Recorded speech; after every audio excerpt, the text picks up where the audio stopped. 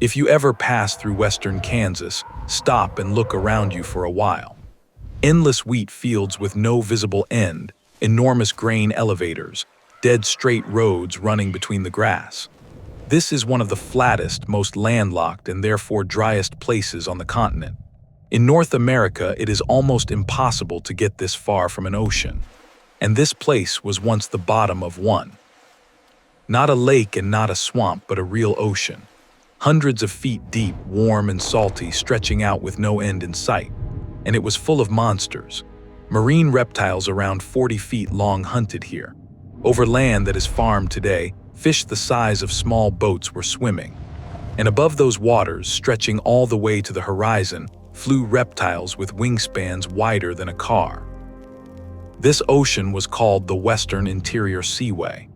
For tens of millions of years, it cut North America straight down the middle. Everything from Texas to the Arctic was once beneath the water, and the ground that covers a huge part of the United States today was seafloor back then.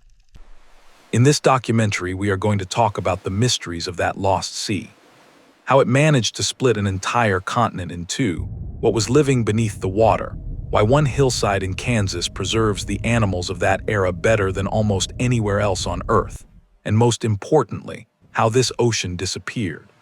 If you are curious about what was once under the ground where you live, you can subscribe to my channel. I cover far more than you might expect.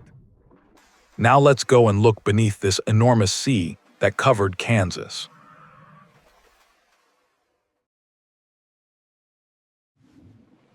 North America has not always been one landmass. For a long stretch of the Cretaceous period, it was two, separated by an ocean running straight down the middle.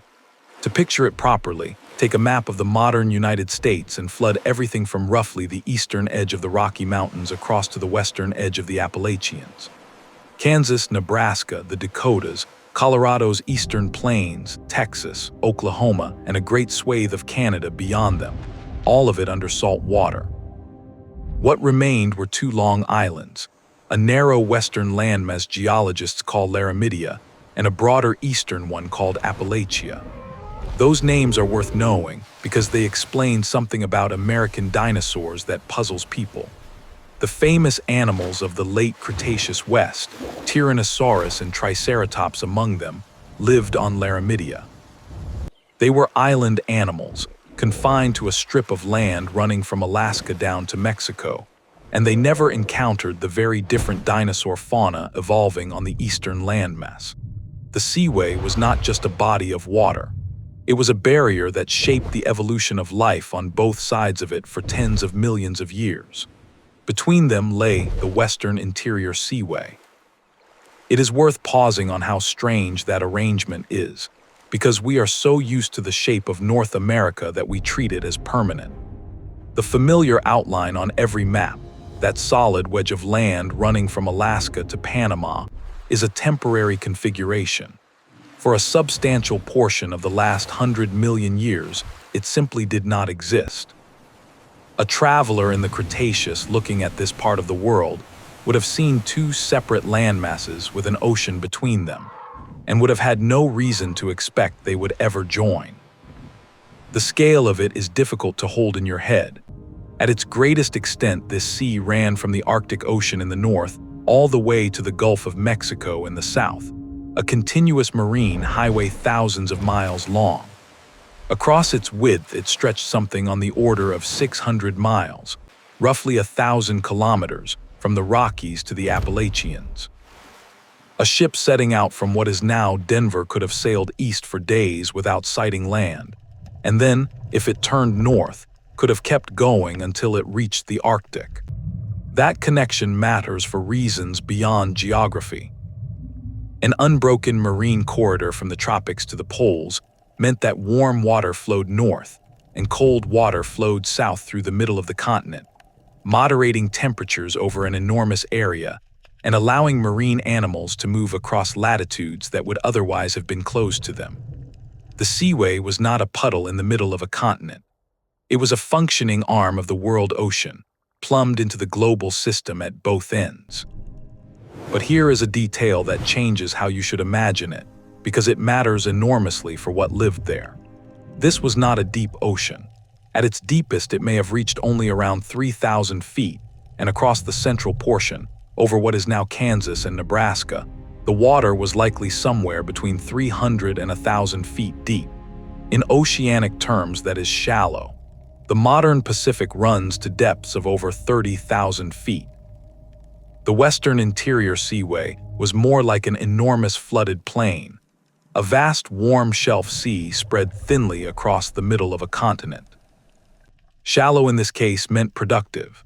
Sunlight reached far down through the water column, and the two great continental watersheds on either side poured freshwater and eroded sediment into it from east and west, carrying nutrients off the land and into the sea. Warm, shallow, sunlit, and richly fed is close to a recipe for biological abundance. This was not a barren stretch of water. It was one of the most productive marine environments of its age, and everything that follows in this account grows out of that basic fact. Think of it in terms of modern comparisons. The richest fisheries on Earth today are not in the deep open ocean, which is largely a biological desert, but on continental shelves where shallow water, sunlight, and nutrient supply come together. The Western Interior Seaway was essentially one gigantic continental shelf, hundreds of miles wide, running the length of a continent. The food web it could support was correspondingly enormous, and that is why it ended up containing predators on the scale it did. So how does an ocean end up in the middle of a continent? Two things happened at once, and it took both of them together. The first was tectonic. Out to the west, the Pacific Plate was grinding against and diving beneath the North American Plate, and that collision was pushing up the ancestral Rocky Mountains. When you build a mountain range, you load enormous weight onto the crust, and the crust responds by flexing downward alongside it, creating a long depression running parallel to the mountains. Geologists call this a foreland basin. In effect, the rising Rockies press the continent down beside them, forming an immense trough down the center of North America. The mechanism is easier to picture with an everyday image. Set something heavy on a mattress, and the surface dips not only underneath the weight but in a broad depression around it. The Earth's crust behaves in a comparable way over geological time, because on those timescales rock is not perfectly rigid. It bends. The Rockies were the weight, and the American interior was the dip beside them. The second factor was global sea level, and during the Cretaceous it was extraordinarily high. There was no significant ice at either pole. The climate was hot enough that forests grew in polar regions, and every drop of water that would today be locked into the Greenland and Antarctic ice sheets was instead in the ocean. Sea levels stood far above where they sit now. So you had a continent with a deep trough pressed down through its middle, and an ocean swollen with meltwater looking for somewhere to go. Water came south from the Arctic and north from the Gulf of Mexico. The two arms met somewhere over the American Midwest, and the continent was cut in half. It is worth being clear that this was not a violent or sudden event. No one would have watched an ocean rush across Nebraska. It was a slow encroachment over hundreds of thousands of years, the shoreline advancing a little further inland with each rise in sea level, marshes becoming lagoons and lagoons becoming open water. If you had lived through any single human lifetime during that period, you would simply have lived beside the sea and thought nothing of it. The sea was not static either. Over the tens of millions of years of its existence, it advanced and retreated repeatedly as sea levels rose and fell, flooding further inland at times and pulling back at others. Geologists trace those pulses in the rock layers, cycles of deeper marine mud alternating with shallower coastal sands. So there was never a single fixed Kansas coastline. There was a shoreline that migrated back and forth across hundreds of miles of what is now the American interior, century after century, for longer than most animal families survive. This restlessness is written directly into the rock, and it is one of the ways geologists reconstruct the sea's history. Where the water deepened, fine dark mud settled. Where it shallowed, coarser sand accumulated. Stack those layers on top of each other, and you get a legible record of transgression and regression, of the ocean pressing inland and then falling back, repeated many times over. Reading a cliff face in Kansas or Colorado is a bit like reading tree rings, except the cycles are measured in millions of years, and each one records the position of a coastline. And into that warm, shallow, shifting, productive sea moved life on a scale that is genuinely difficult to imagine from the middle of a wheat field.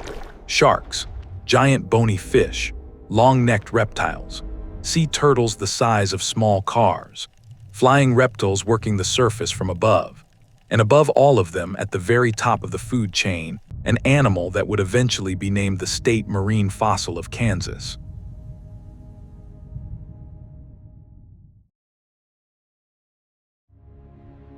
Its name is Tylosaurus, and it was a mosasaur, which means it was not a dinosaur, not a fish, and not a whale. Mosasaurs were marine lizards. Their closest living relatives are monitor lizards and snakes, and if you want a mental starting point, begin with something like a Komodo dragon and then reshape it entirely for the open ocean. Stretch the body long and streamlined. Turn the limbs into paddles. Flatten the tail into a powerful swimming fin. Then scale the whole thing up until it is longer than a school bus. That is Tylosaurus, and the transformation is more remarkable than it sounds because it happened quickly. Mosasaurs as a group appear in the fossil record and reach enormous size within a relatively short span of geological time. Their ancestors were modest semi-aquatic lizards. Within a few tens of millions of years, their descendants were the dominant predators of the world's oceans. Evolution is capable of moving very fast when a large opportunity opens up. And after earlier marine reptiles declined, the ocean had a vacancy at the top. The size numbers are the part that stops people. Tylosaurus grew to lengths of more than 40 feet, and large individuals may have weighed as much as 7 tons. Put that beside a modern great white shark, which reaches perhaps 20 feet and around 2 tons, and the comparison becomes uncomfortable. This animal was roughly twice the length and several times the mass of the largest predatory shark alive today. It was, without any serious competition, the apex predator of the Western Interior Seaway, and it is useful to remember what depth of water we are talking about. In a sea whose central portion may have been only 300 to 1,000 feet deep, an animal 40 feet long is an enormous presence. This was not a whale cruising through miles of open ocean where its own size is dwarfed by the space around it. It was a giant predator in a confined, shallow, crowded environment where almost everything else in the water was within reach. Its name comes from the most distinctive thing about its skull. Tylosaurus means something close to knob lizard, referring to a solid, bony projection at the very front of the snout that extended out beyond the teeth. That structure is unusual, and researchers have suggested it may have been used for ramming, driving the reinforced snout into prey or into rivals at speed. Whether or not that is exactly right, the front of this animal's head was built to take impact, which tells you something about how it lived. There is a further clue in the shape of the skull. Tylosaurus had a long, relatively narrow snout compared with some of its relatives, which suggests a hunting style built around speed and a snapping strike rather than raw crushing power. Combine that with the reinforced ramming projection at the tip, and a picture emerges of an animal that closed fast, hit hard, and seized. It was not a slow grappler, it was a high-speed interceptor. Behind that snout, the mouth was extraordinary. Mosasaurs had long jaws lined with conical, backward-curving teeth designed for gripping rather than slicing. But they also had something most animals do not: a second set of teeth on the roof of the mouth. These pterygoid teeth held struggling prey and worked it backward down the throat, so that once something was caught, it had very little chance of pulling free. In addition, the lower jaw had a flexible joint partway along its length, allowing the mouth to bow outward and swallow objects of surprising size. This was an animal built to catch large prey and get it down whole. The comparison with snakes is not accidental, because snakes are among the closest living relatives of mosasaurs, and they solve the same problem in the same way. A snake cannot chew, so it has evolved a skull full of hinges and a mechanism for walking prey backward down the throat. Mosasaurs did something similar at enormous scale. The teeth on the roof of the mouth are essentially a ratchet. Whatever went in could not come back out. And it ate almost everything in the sea. Fossil evidence from stomach contents and bite marks indicates a diet that included large bony fish, sharks, sea turtles, plesiosaurs, diving birds, and smaller mosasaurs, including other members of its own family. There is no evidence of anything in that ocean routinely hunting a full-grown Tylosaurus. It sat at the top, and everything else adjusted its life around that fact. There is also good evidence of mosasaurs attacking each other. Fossil skulls turn up with healed bite wounds inflicted by other mosasaurs, sometimes serious ones, indicating both that these animals fought and that they frequently survived those fights. Whether the fighting was over territory, mates, or food is impossible to know. But the picture it paints is of a crowded top tier, with the largest predators in the sea colliding with one another regularly enough to leave scars on the record. How did it move? The old reconstruction pictured mosasaurs as eel-like animals wriggling their whole bodies through the water, but that view has been substantially revised. Better preserved specimens, including some with soft tissue outlines, show that advanced mosasaurs had a genuine tail fin, with the end of the spine bending downward into a fluke rather like a shark's. That indicates a very different swimming style, powerful strokes of the tail driving the animal forward while the body itself stayed relatively rigid. It was a cruiser and an ambusher rather than a wriggler, and quite possibly capable of considerable bursts of speed. This is one of those cases where a reconstruction changed substantially within living memory, and it is worth noticing how it happened. Nobody argued the old picture into retirement. A better fossil turned up, one that preserved the outline of the tail rather than just the bones, and the question was settled by evidence rather than debate. Paleontology advances in exactly this way more often than people realize. Not through argument, but through somebody finding a better specimen. There is one more thing about mosasaurs that is easy to overlook and worth stating plainly. They breathed air. Every one of these animals, however large, however completely adapted to the water, had to come up to the surface. Like whales and dolphins today, they were air-breathing vertebrates that had returned to the sea. They also appear to have given birth to live young in the open water rather than coming ashore to lay eggs, which means the entire life cycle took place at sea. A Tylosaurus never touched dry land, not once, from birth to death. That fact carries a quiet implication about behavior. An animal that gives birth in open water to well-developed young has crossed a threshold that turtles, for example, never crossed. Sea turtles still drag themselves up beaches to lay eggs, tying them permanently to a coastline. Mosasaurs cut that last cord. Their commitment to the ocean was total, which also means that when the ocean over Kansas eventually drained away, they had absolutely nowhere else to go. That combination is what makes the animal so striking. Here is a lizard, descended from land-dwelling ancestors, that went back into the ocean and became the largest predator in it, and did so in an inland sea in the middle of what is now the United States. In 2014, the state of Kansas made it official and designated Tylosaurus its state marine fossil. A 40-foot sea reptile is now, formally, a symbol of one of the most landlocked states in America. But it was not hunting in an empty ocean, and some of what it hunted was almost as remarkable. If Tylosaurus ruled the seaway, the animal that came closest to challenging it was not a reptile at all. It was a fish, and it was enormous. Xiphactinus grew to around 17 feet, which makes it larger than any bony fish alive in the world today. Not larger than sharks, which are cartilaginous and a different group entirely, but larger than any true bony fish now swimming. The name means sword ray, and the animal looked the part. It is worth being precise about the record it holds because it is often stated loosely. Xiphactinus is not the largest fish that has ever lived. Sharks and some filter feeders exceeded it comfortably. What it holds is the title among bony fish, the group that contains almost every fish anyone would recognize, from a trout to a tuna to a goldfish. No bony fish alive today comes close to it. If you took the largest tuna in the ocean and doubled it, you would be approaching this animal. There is a reason no bony fish reaches that size today, and it is worth a moment.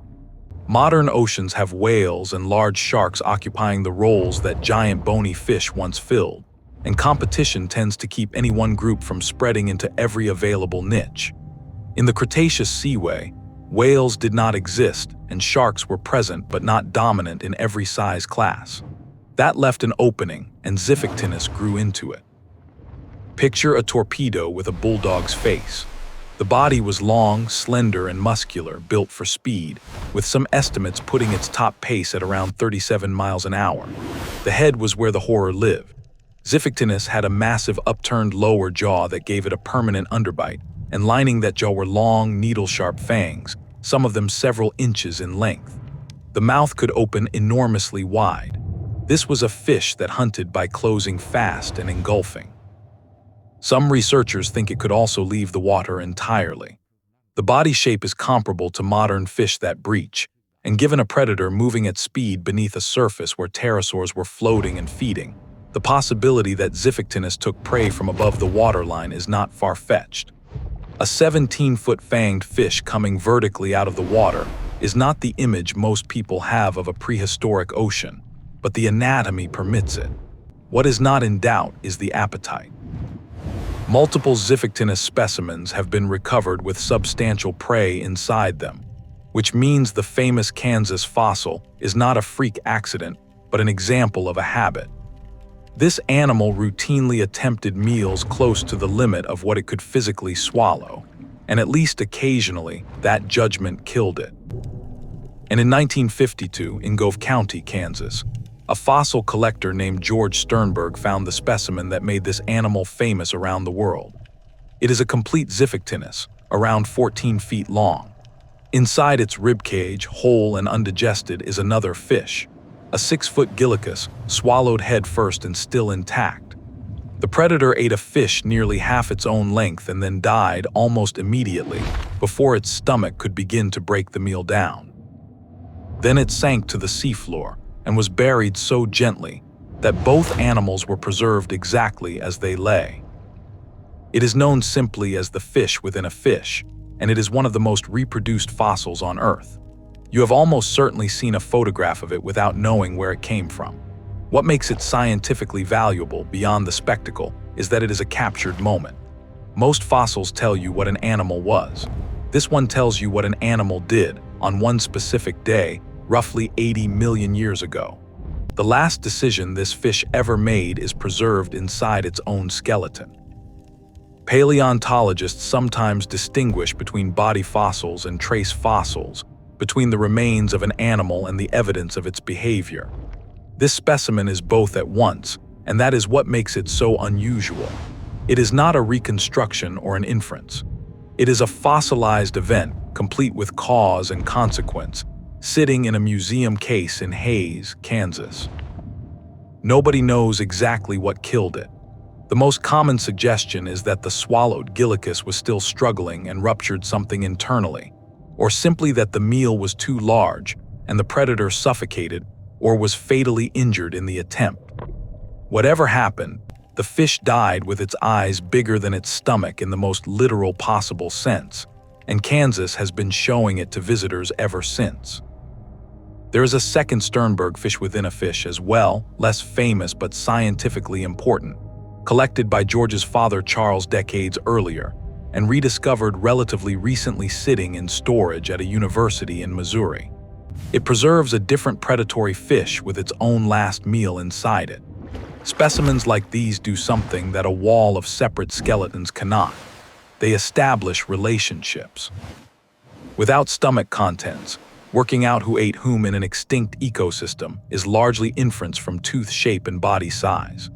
With them, the food web stops being a reconstruction and becomes a record. A single fossil of this kind is worth a great many isolated bones. 2 generations of one family, both finding the same extraordinary kind of specimen in the same Kansas chalk. That is partly luck and mostly the result of spending an enormous number of days walking those beds. Xiphactinus was not alone. The seaway was full of fish, and many of them were formidable. There was Enchatus, a smaller predator with fangs so prominent it is nicknamed the saber-toothed herring. There was Similichthys and Pachyrhizotus and a long list of others, forming the middle layers of the food web that everything larger depended on. And there were sharks, real ones, some of them large enough to matter. Cretaceous, sometimes called the Jinsu shark for the way its teeth sheared through bone, reached lengths comparable to a modern great white and left its bite marks on mosasaur bones. Squalocorax, the crow shark, appears constantly in the fossil record, scavenging and hunting throughout the seaway. When you assemble all of that, the picture becomes clear and slightly alarming. The water over Kansas was not a peaceful shallow sea with a few large animals in it. It was densely packed with predators at every size class, from fanged fish a few feet long up to sharks, up to plesiosaurs, up to mosasaurs. Almost everything in that ocean was eating something else, and the fossil record is thick with the evidence. Think about what that means for an animal of medium size living there. A 6-foot fish in the Western Interior Seaway had to contend with sharks above it, larger fish beside it, plesiosaurs pursuing it, and mosasaurs cruising over the whole system. There was no safe depth and very little cover in an open shelf sea. The pressure on everything below the top tier must have been relentless, and it shows in the evidence. Bitten bones, shattered shells, stomach contents, teeth embedded in the skeletons of animals that got away and healed. That last category deserves attention, because healed injuries tell you something that a clean skeleton cannot. A bite mark with bone regrowth around it means the animal survived the encounter and lived long enough to recover.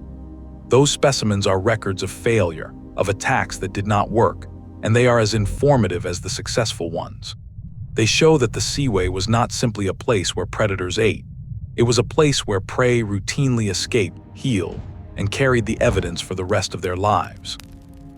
And this was the sea that a flying reptile with a 20-foot wingspan had to land on in order to eat.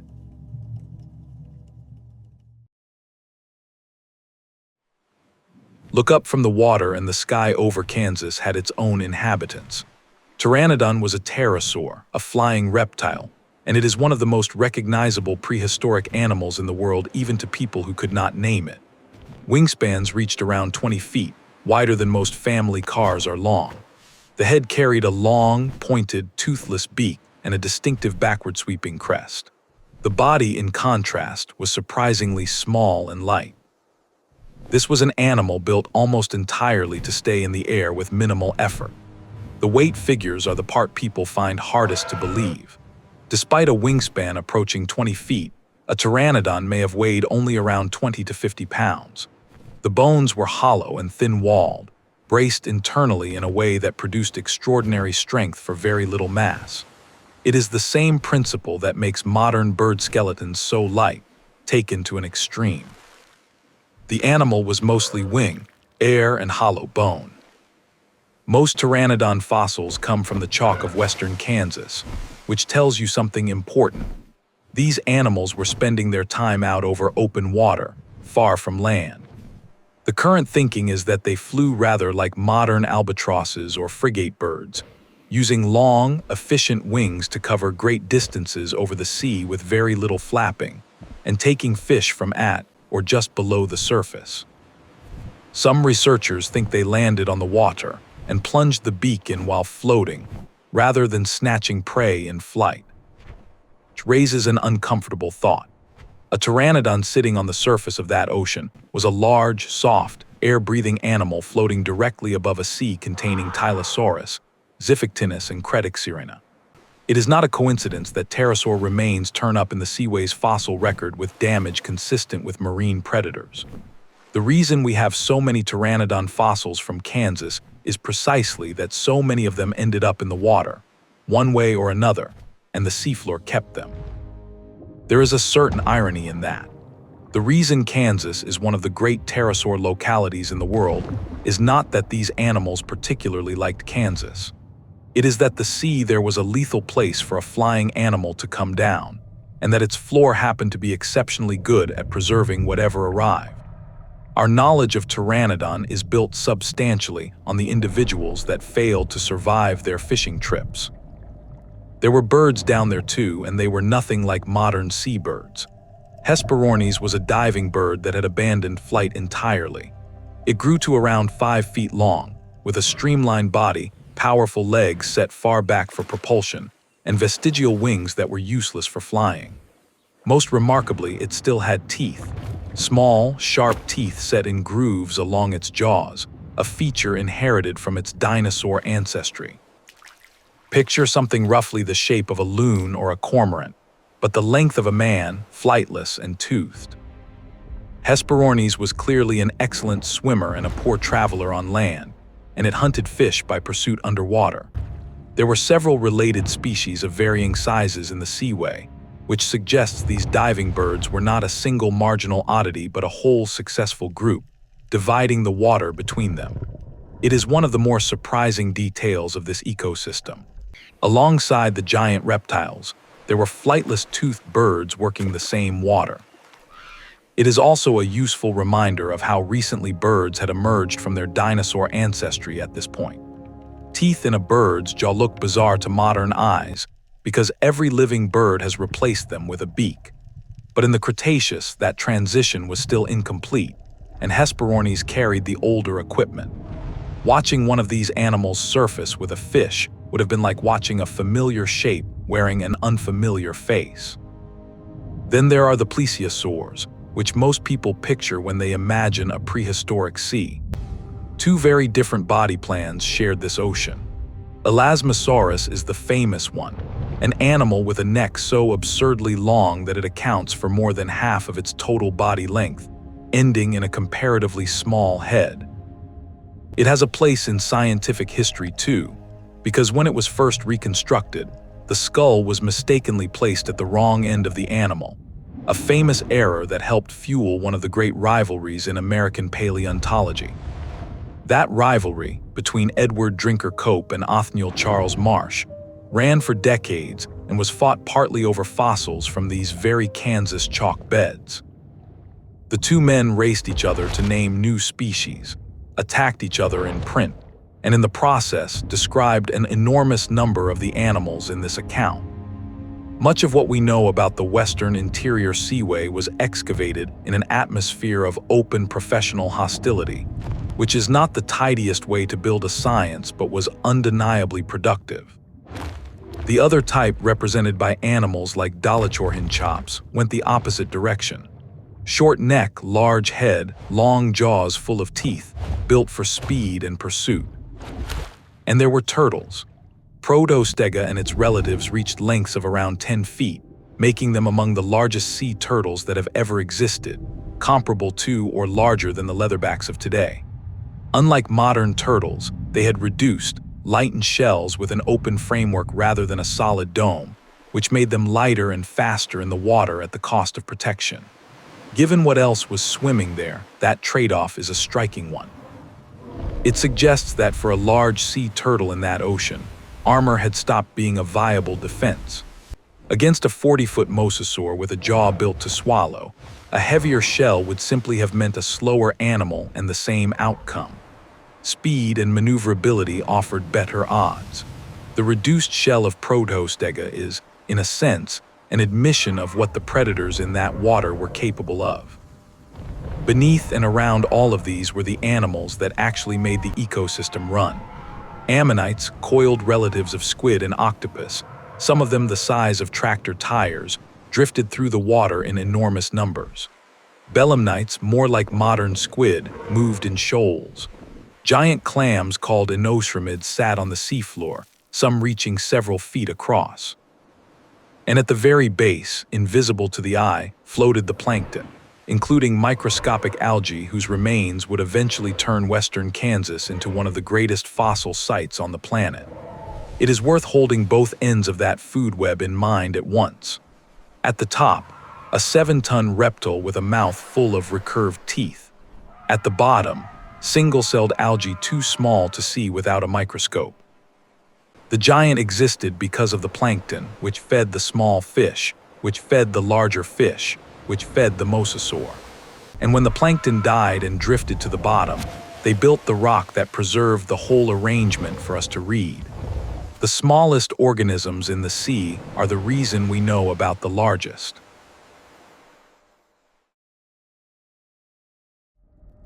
Here is the question that should be nagging by now. Countless ancient seas have existed and vanished across the Earth's history, and almost all of them left very little behind. Why do we know so much about this one? Why is a specific set of hills in western Kansas one of the most productive marine fossil sites in the world? The answer has two parts, and they are both about what was happening at the bottom of that ocean. The first part is the chalk itself. The Cretaceous period takes its name from Creta, the Latin word for chalk, and the reason is that this was a time of extraordinary chalk production. Floating in the sunlit upper waters of the seaway were vast populations of microscopic algae called coccolithophores, single-celled organisms that build tiny plates of calcium carbonate around themselves. When they died, those plates drifted down. Over millions of years, at a rate of perhaps an inch per 1,000 years, they accumulated into a soft white ooze on the seafloor, which compacted under its own weight into rock. In western Kansas, that chalk deposit is more than 600 feet thick. The Niobrara Formation, and particularly its Smoky Hill chalk member, is essentially a mountain of dead plankton. Sit with that arithmetic for a moment. An inch of chalk per 1,000 years, accumulating to 600 feet, requires something in the order of 7 million years of continuous, uninterrupted deposition. Every inch of that white rock represents 10 centuries of microscopic organisms living, dying, and drifting down through the water. The chalk is not a record of an event. It is a record of an enormously long period in which almost nothing happened except life and death in the surface water. The second part is more macabre, and it is the reason the fossils are so exceptional. The bottom water of the seaway was frequently anoxic, meaning it held little or no dissolved oxygen. For anything trying to live down there, that was catastrophic. The seafloor of the Western Interior Seaway was a poor place for bottom-dwelling life, and relatively few species could tolerate it. But for preservation, it was close to ideal. Oxygen is what allows scavengers and bacteria to break a body down. Remove it and decay slows to a crawl. There is a reason certain other famous fossil sites share this feature. The best preserved specimens in the world tend to come from places that were, in life, uninhabitable. Anoxic lagoons, deep stagnant basins, oxygen-starved seafloors. Preservation and habitability are almost opposites. The Kansas chalk is a superb fossil site precisely because the bottom of that sea was a bad place to be alive. So consider what happened when a large animal died in that ocean. The body sank through the water column and settled onto a soft bed of white ooze in oxygen-poor water. There were few scavengers on the bottom to tear it apart. Bacterial decay was suppressed. Fine chalk sediment drifted down continuously and buried it gently, without the crushing or scattering that a high-energy environment would cause. The result is a fossil record of astonishing completeness. Articulated skeletons with the bones still in position, stomach contents preserved, and in exceptional cases even traces of soft tissue. This is why the fish within a fish exists. It is not simply that a Xiphactinus happened to die after eating a Gillicus. Animals must have died in that situation many times over the millions of years the seaway existed. What is rare is that one of them landed on a seafloor calm enough and dead enough to keep both bodies exactly as they fell. The Kansas chalk did not just preserve animals, it preserved events, and the range of those events is remarkable once you start looking. Fossilized droppings are common in these beds, telling researchers what animals were eating. Bite marks on bone record attacks. Some specimens preserve the outlines of soft tissue, including skin impressions and, in a few extraordinary cases, the shape of a mosasaur's tail fluke. Occasionally, a shark tooth is found embedded in a bone that grew around it. Each of these is a fragment of behavior, frozen and carried forward 80 million years to be read by people who did not exist when it happened. You can go and look at that chalk today, and this is where the whole account comes back to solid ground. In Gove County, western Kansas, A formation called Monument Rocks rises abruptly out of otherwise flat farmland. A set of white chalk spires and buttresses standing up to 70 feet above the prairie, sometimes called the Chalk Pyramids.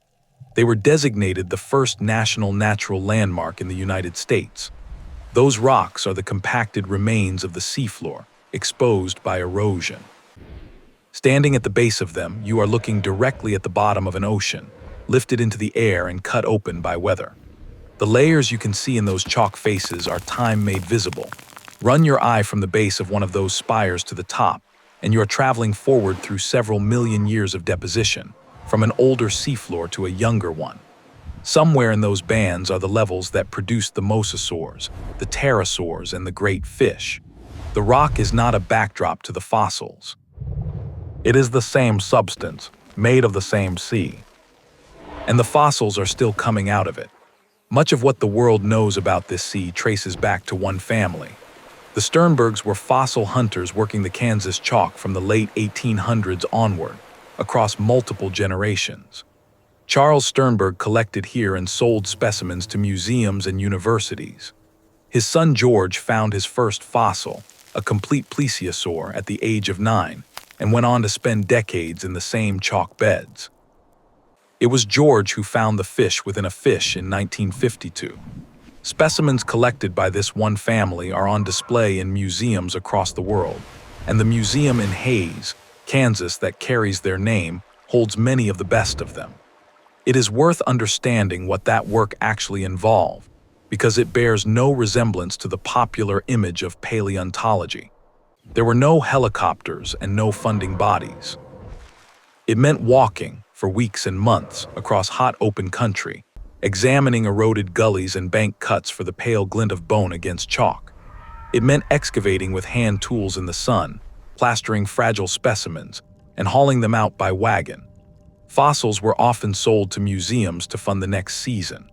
The great collections of Cretaceous marine life in institutions around the world exist because a small number of people were prepared to spend their lives doing this. There is a certain justice in that. The people who reconstructed this vanished ocean were not visiting scientists parachuting in from elsewhere. They were Kansans, walking the gullies and washouts of their own farmland, looking into eroded banks for the glint of bone. The sea is gone, but the ground that holds it is somebody's back 40, and it has been giving up its animals to patient local people for 150 years. Nothing about the Western Interior Seaway was permanent, and by the closing stages of the Cretaceous it was already in retreat. The forces that had created it were the same ones that eventually destroyed it, and the mechanism is almost elegant in its symmetry. The mountains that pressed the continent down beside them kept rising, and eventually they lifted the whole region back out of the water. The specific event is called the Laramide orogeny, a mountain-building episode that ran from roughly 85 million to 55 million years ago and reshaped the entire western half of North America. It is the event that produced the modern Rocky Mountains, and the timing overlaps directly with the last chapter of the Seaway, which is the point. These are not two separate events that happen to sit near each other in the geological record. The rise of the Rockies and the death of the inland sea are the same process viewed from two angles. The mountains going up and the ocean going away are one event.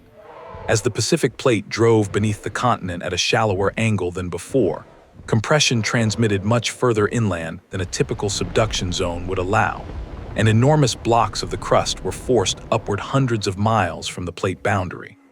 This is what makes the Laramide unusual among mountain-building events.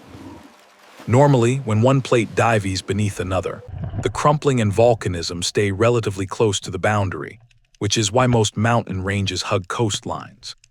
Here the descending slab flattened out and slid along beneath the continent for an enormous distance before descending, transmitting stress deep into the interior.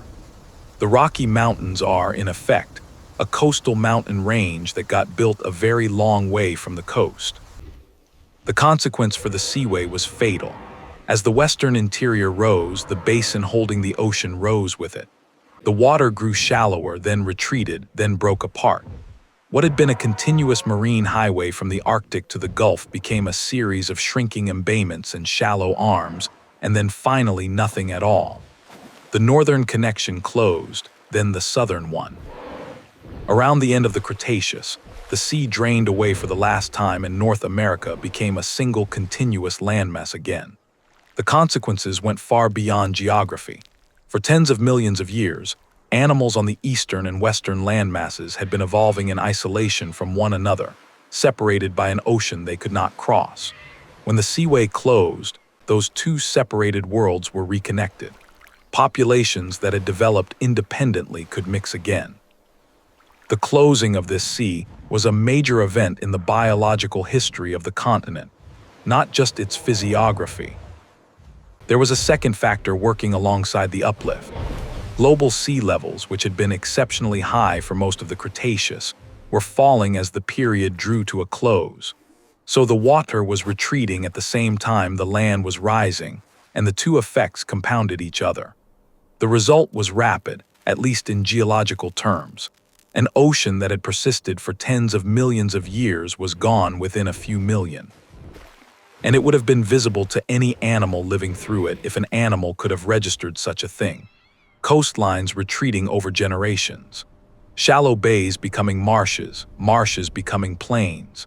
Fish populations cut off in shrinking arms of water.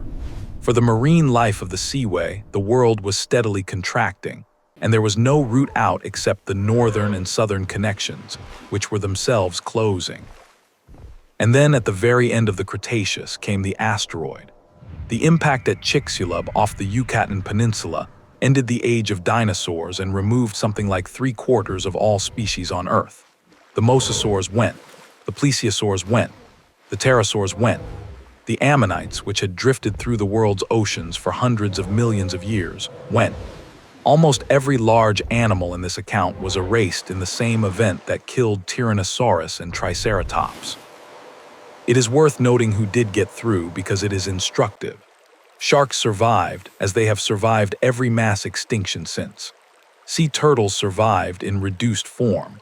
Bony fish survived and went on to become the dominant vertebrates in the ocean. Birds survived, though not the toothed diving ones.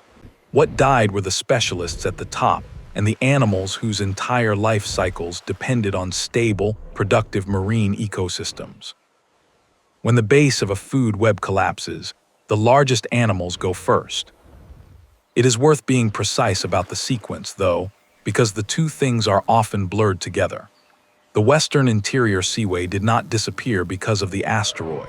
It was already draining away for tectonic reasons before the impact. What the asteroid did was ensure that the animals which had lived in it had nowhere to retreat to.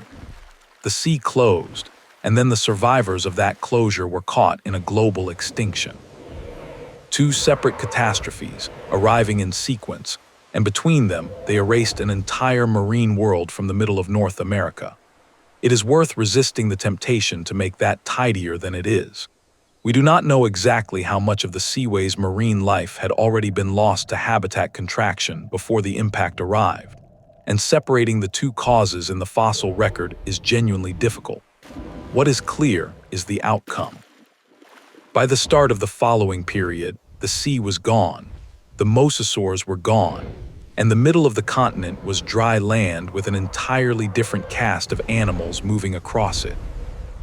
When the water was gone, the seafloor became dry land, and it did not stay flat and buried. Over the following 60 million years, wind and rain and rivers went to work on the exposed chalk, stripping away enormous quantities of it. Most of the chalk formation that once covered Kansas has simply eroded into nothing. What remains is a fraction of the original deposit, and every fossil we have from this sea comes from that surviving fraction, revealed by the same erosion that destroyed most of it. We are reading a book that has had the majority of its pages torn out, but there is a compensation buried in that loss, and it is not a small one. Erosion is also the only reason we can see any of it. A fossil sealed under 600 feet of intact chalk is invisible and unreachable. The same weathering that has destroyed most of the deposit is what exposes the remaining fossils at the surface where somebody can find them. Every specimen in the Sternberg Museum is there, because the rock around it was being destroyed. The land kept rising too. Western Kansas today sits at around 3,000 feet above sea level. That figure is worth stating twice, because it does something useful to the imagination.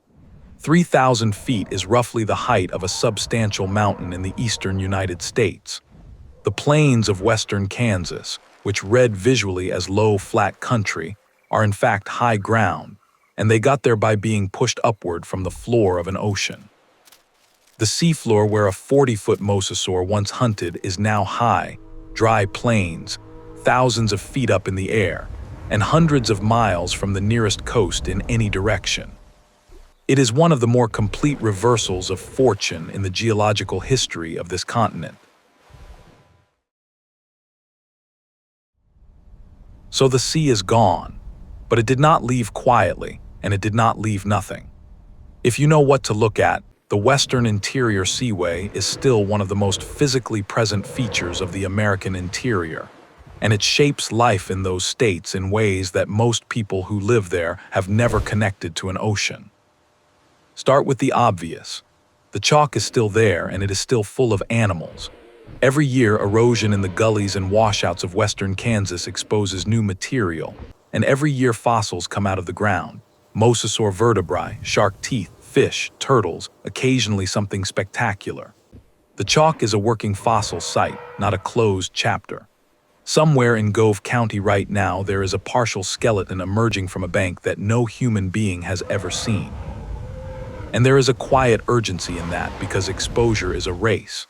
Once a fossil weathers out of the rock, it begins to be destroyed. Rain, frost, and sun break it apart within a few seasons. Anything not found reasonably soon after it appears is lost. The chalk is not a vault holding its contents safely for whenever we get around to looking. It is a slow conveyor belt, delivering specimens to the surface and then wrecking them continuously, whether anyone is watching or not. Then there is the salt. The seas that covered Kansas at various points in its history did not only leave chalk. As shallow arms of ocean evaporated, they left behind enormous deposits of salt, and beneath Hutchinson, Kansas, there is a salt mine several hundred feet underground working a bed laid down by ancient seawater. People descend into that mine every day. They are standing inside the dried residue of an ocean. That salt has a practical afterlife too.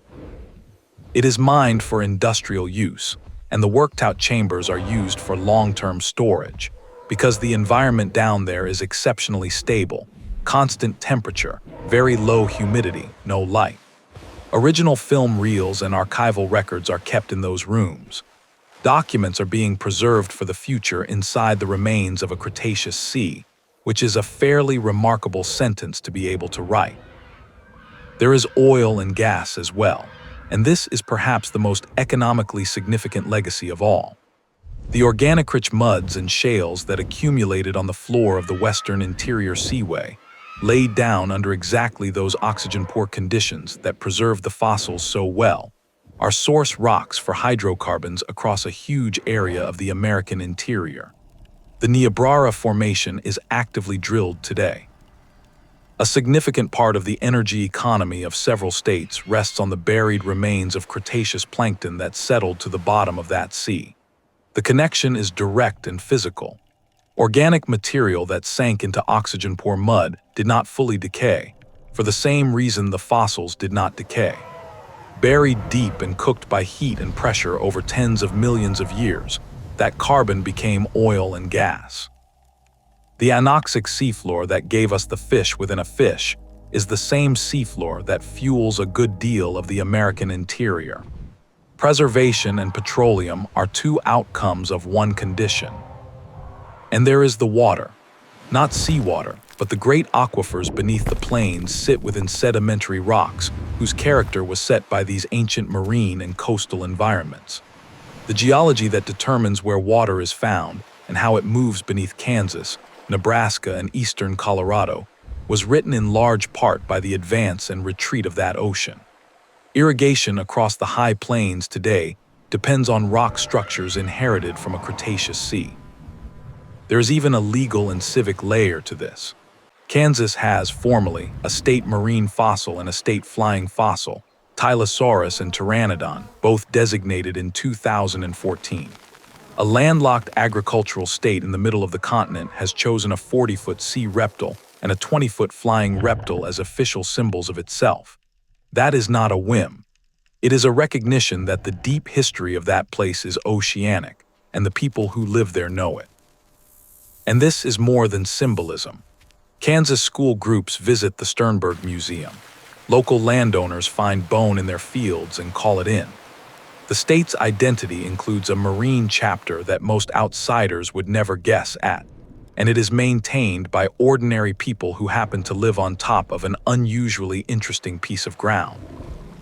Which brings the whole thing back to the ground under your feet. If you live in Kansas, Nebraska, the Dakotas, eastern Colorado, Oklahoma, or a wide band of Texas, the land you're standing on was once seafloor. The dust on your car in July was, in a very literal sense, once mud on the bottom of a warm ocean. Somewhere below the basement, below the well casing, below the roots of the wheat, there are the remains of animals that swam and hunted and died in water that no longer exists. The numbers involved make this almost certain rather than merely possible. Consider how many individual animals lived and died in a sea of that size across tens of millions of years. The total is beyond counting. Only a vanishing fraction ever fossilized, and only a fraction of those has been exposed, and only a fraction of that has been found. But given the scale, the rock beneath a great deal of the American interior must contain an enormous quantity of Cretaceous marine life that will never be seen by anyone. That is the strangest and most durable thing about this account. The mosasaurs are gone and the ocean is gone, but the ocean floor is not gone. It is simply above sea level now and dry and planted with crops. The great flat monotony of the American plains, which so many people find boring to drive across, is boring precisely because it was a seabed. Flatness is what an ocean floor looks like when you lift it into the air and let it dry out. Once you have that idea in your head, it is difficult to lose. The endless horizontal of the high plains, the reason you can see a grain elevator from 20 miles away, the reason the roads run dead straight for hours, all of it is the inherited geometry of a seabed. Sediment settling through calm water lies flat. That is simply what it does. And when the water goes and the land rises, the flatness comes up with it, and people build farms on it and drive across it and complain that there is nothing to look at.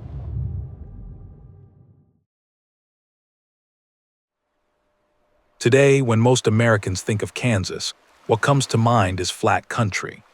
An ocean created that flatness. For tens of millions of years, a warm, shallow sea existed here, running straight through the middle of this continent, and in doing so it turned North America into two islands. In that water at the center of the continent there were sharks, long-necked reptiles, giant marine lizards reaching 40 feet in length, and toothed diving birds. As the Rockies rose, the water withdrew. What the tectonic movements began, an asteroid finished. And in the end, the seafloor was left sitting around 3,000 feet above sea level. It became bone, dry ground, and it was covered in wheat. The thing that affects me most in all of this is how little distance there is between us and that world. The distance I mean is not time, of course. 80 million years really is a long stretch. What I mean is that this world lies only a few feet below the soil beneath our feet. The chalk pyramids in Gove County are the seafloor reaching up into the sky, and fossils are still coming out of the eroded banks at the edges of ordinary fields. So I have a question for you. Did you know that the middle of America was once an ocean? And is the state you live in one of the states that was once underwater?